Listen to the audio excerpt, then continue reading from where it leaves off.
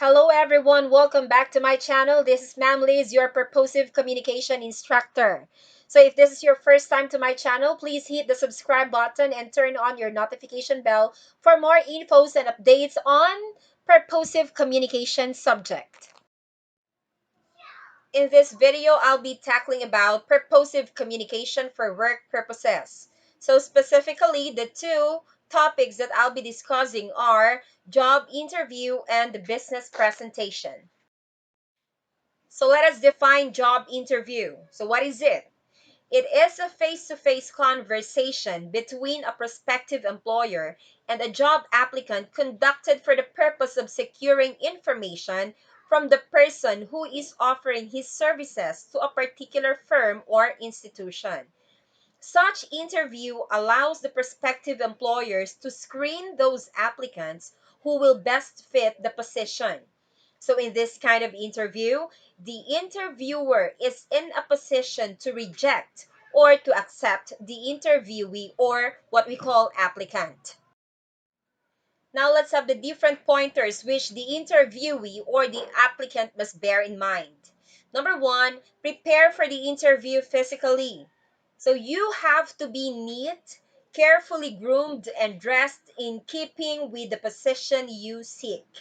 For men, you have to wear clean, neatly pressed polo barong with dark trousers. And of course, for women, you have to wear a sensible business suit and shoes. Have your hair in a neat and businesslike style. Be conservative in the use of your jewelry. The second one is you have to greet the interviewer with a smile. And you also have to speak with a full, natural voice.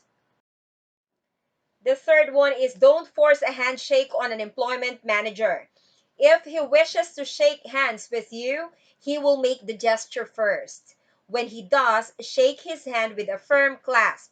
And of course, you have to remain standing until you are asked to sit down. So the fourth one is answer all questions fully, truthfully, and concisely. And please anticipate some of the questions that might be asked. For example, the interviewer might ask you, all right, please tell me about yourself. So the best answer will show that you know your material well, namely yourself and the precise way in which your background jibes with the requirements of your job. And by the way, before the interview, you have to prepare a 2-minute summary of your relevant qualifications or your job history. And you're going to leave out the boring details such as exact locations and dates. You may say, I've had 4 years of experience in this field, instead of reciting where and how you spent those 4 years. So again, you also have to talk factually about what you have accomplished using accurate numbers to measure your past successes. So the fifth one is you have to know what you want before you report in your interview. Because many applicants are asked, why do you want to work here? And many times the answer is, I do not know. Now, guys, you have to know your purpose. The interviewer wants to know whether you've done some research that you have selected his firm as a good place to work in. It would be wise to get the facts about such things as its general organization, fields of interest, training program, insurance and retirement plans, and of course, the policy of promotion. The sixth one is you have to look directly at the interviewer when talking with him, not at the walls or out of the window, because this only shows that you are confident enough in answering their questions. And the last thing that you should remember is you have to leave promptly when the interviewer indicates the interview has ended and whether or not there is a definite assurance that you have been hired. Take your leave graciously and express appreciation to the interviewer. Okay, so never forget to thank the one who interviewed you. All right, so let us proceed to the business presentations. All right, now you think of answers for the following questions. Number one, what are the qualities of a good presenter or speaker? All right, I know some of you here will answer. A good speaker has a loud voice. A good speaker clearly discusses the topic. A good speaker can make complex details into simple ones. A good speaker can persuade the audience.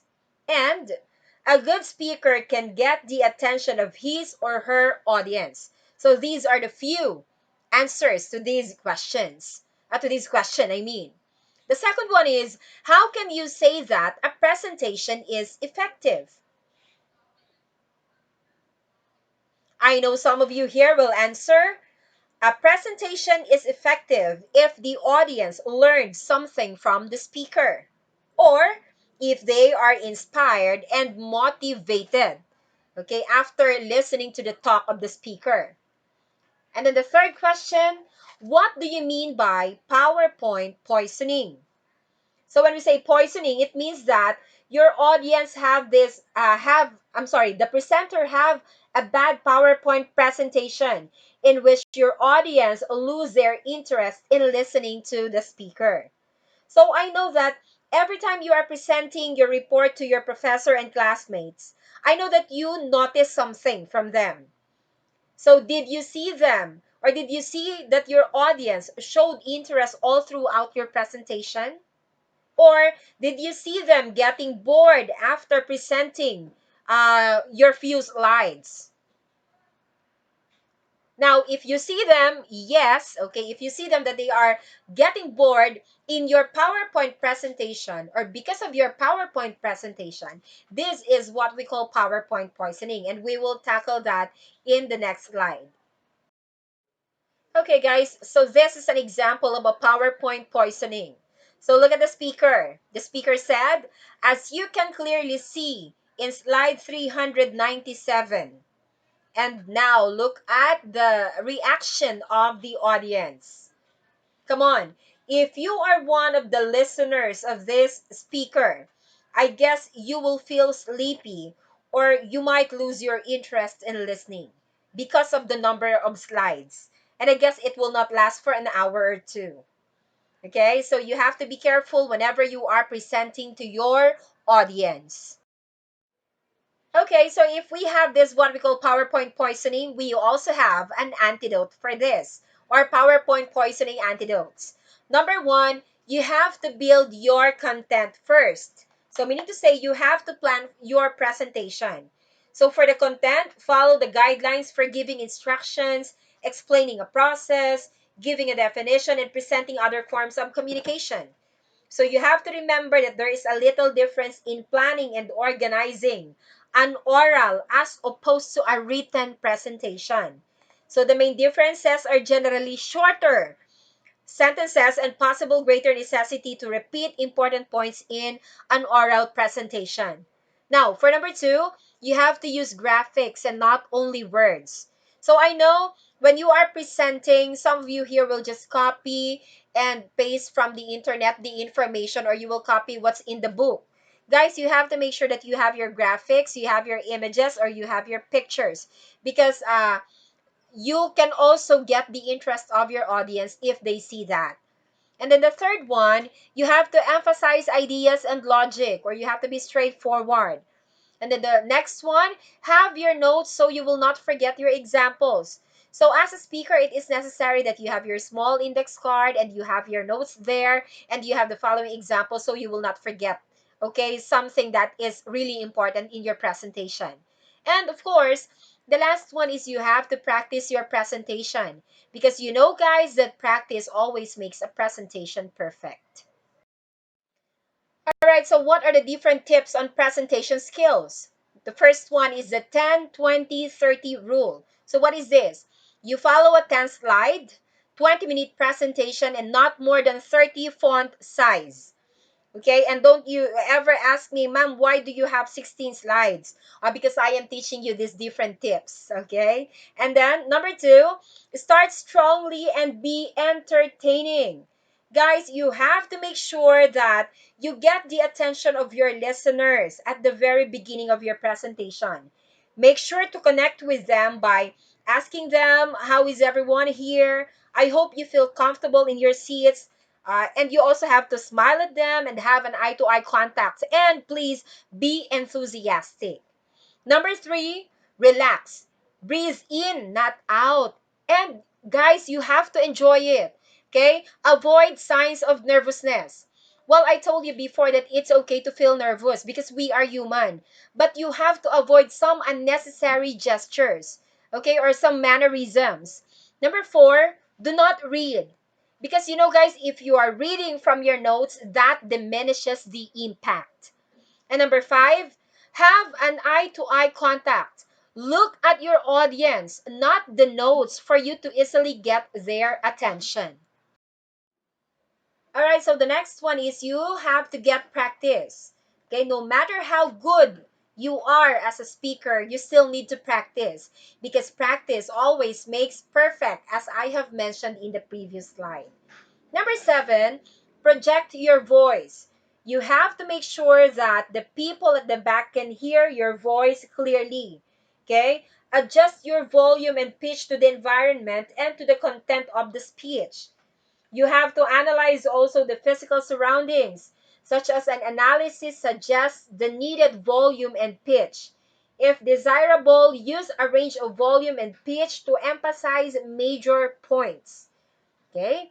Number eight, use body gestures. Move confidently and naturally on stage. Okay? So use bodily movements and gestures naturally. Put some zest in your expression. Be alive. Show enthusiasm for your subject.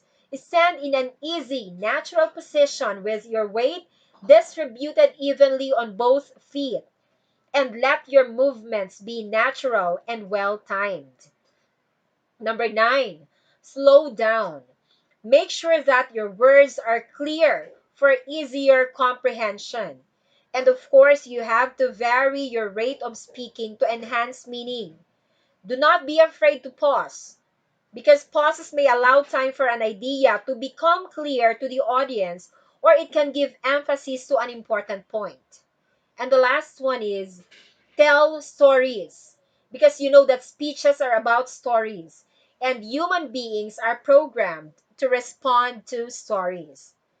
Okay, guys, we're done. Just take note of the following tips because soon you will be invited to talk in front of the crowd. I am pretty sure that you can give your best shot in the future. Okay, so thank you, and I hope you learned something from this lesson.